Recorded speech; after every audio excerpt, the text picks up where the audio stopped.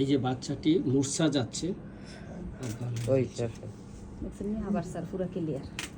হঠাৎ করে মূর্ছা যায়, বেখেয়ালি হয়ে যায়, বলতে পারে না। সে এই সমস্যাটা তার গত 5 বছর ধরে হচ্ছে, প্রতিদিন 10-12 বার হয়। হঠাৎ হঠাৎ থেকে থেকে ঘন ঘন চোখের পলক মারতে মারতে সে মূর্ছা যায়। তখন তার কোনো অনুভূতি, জ্ঞান শক্তি, স্মরণ শক্তি কিছুই থাকে না। কেউ ডাকলেও বলতে পারে না। হ্যাঁ, ডাকলেও বলতে পারে না। স্কুল যাইতে রোডে যায়, গাড়িওয়ালায় বেড মারতে খবর থাকে না। সে তখন তার কোনো জ্ঞান থাকে না, সেন্স থাকে না। হঠাৎ করে অজ্ঞান হয়ে মাথা ঢুলে, চোখগুলো বন্ধ হয়ে নিচের দিকে ঢুলে পড়ে যায়। কেউ ডাকলেও তখন সে উত্তর দিতে পারে না। কোনো অনুভূতি, জ্ঞান থাকে না, জ্ঞান শূন্য থাকে, সেন্সলেস হয়ে যায়, কথা বলতে পারে না। 1 মিনিট, 1.5 মিনিট, 2 মিনিট পরে আবার সেন্স ফিরে নিজে নিজে। এবং তখন তার যেই সেন্সটা, আগের যে কথাটা, আবার স্মরণ শক্তি ঠিক থাকে। হ্যাঁ, স্মরণ শক্তি ঠিক থাকে।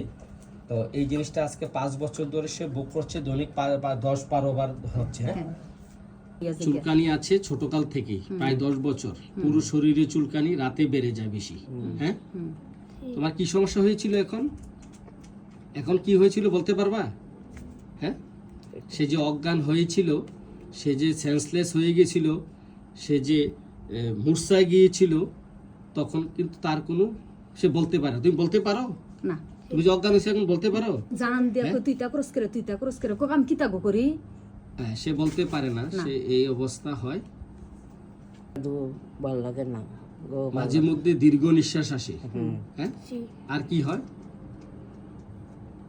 ছোটকালেই তার 5 বছর বয়সে তার বাবা অন্যত্র বিয়ে করে ফেলে, এবং তার মা তাকে ফেলে দিয়ে চলে গেছে, অন্যত্র বিয়ে করে চলে গেছে।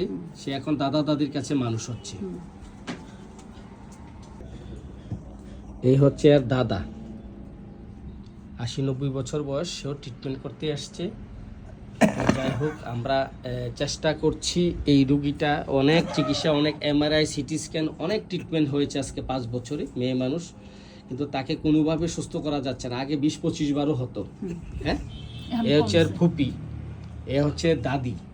তো দাদির কিছুদিন আগে প্রচণ্ড শ্বাসকষ্ট এবং অনেক ঠান্ডার সংক্রান্ত কষ্ট নিয়ে, অনেক দিনের শ্বাসকষ্ট নিয়ে আমার কাছে আসছিল। এখন ভালো আছে। টিউমারটা গলে এখন ভালো আছে না?